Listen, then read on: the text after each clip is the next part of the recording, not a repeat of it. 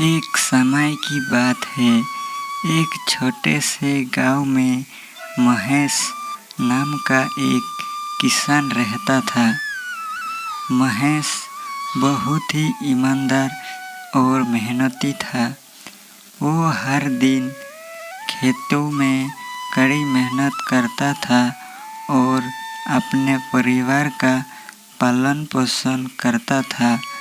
हालांकि वो गरीब था, लेकिन उसने कभी भी ईमानदारी का रास्ता नहीं छोड़ा। एक दिन महेश अपने खेत में काम कर रहा था। अचानक उसकी पुरानी और जंग लगी कुदाल टूट गई। महेश को बहुत दुख हुआ, क्योंकि नई कुदाल खरीदने के लिए उसके पास पैसे नहीं थे। वो उदास मन से अपने घर की ओर लौट आया। रास्ते में महेश को एक चमकदार सोने की थैली पड़ी मिली। उसने तुरंत थैली उठाई और देखा कि उसमें बहुत सारे सोने के सिक्के थे। महेश खुशी से झूम उठा, लेकिन फिर उसने सोचा, यह थैली किसी गरीब की हो सकती है। अगर मैंने इसे रख लिया तो मैं भी बेईमानी करूँगा।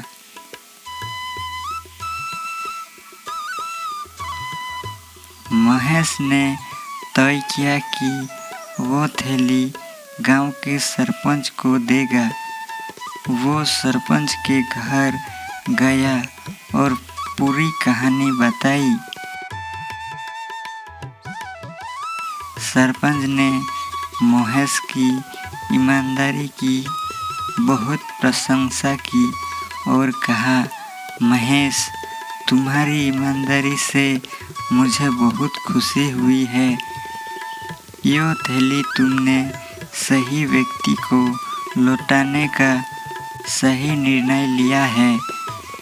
हम इसे गांव के खजाने में जमा कर देंगे और ज़रूरतमंदों की मदद करेंगे।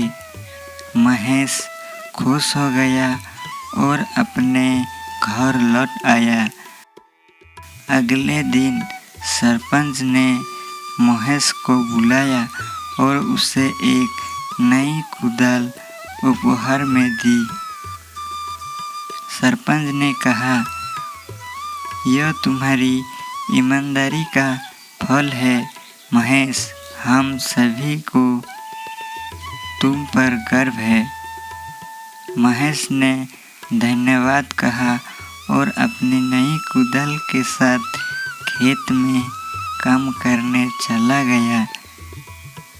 उसकी ईमानदारी की कहानी पूरे गांव में फैल गई और सभी ने उसे एक मिसाल के रूप में अपनाया।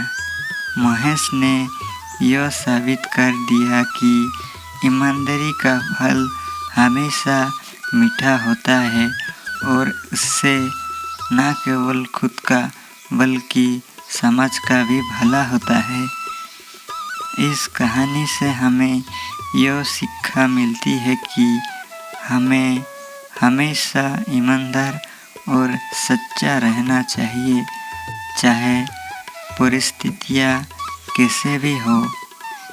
ईमानदारी का फल देर से ही सही, लेकिन मिलता जरूर है।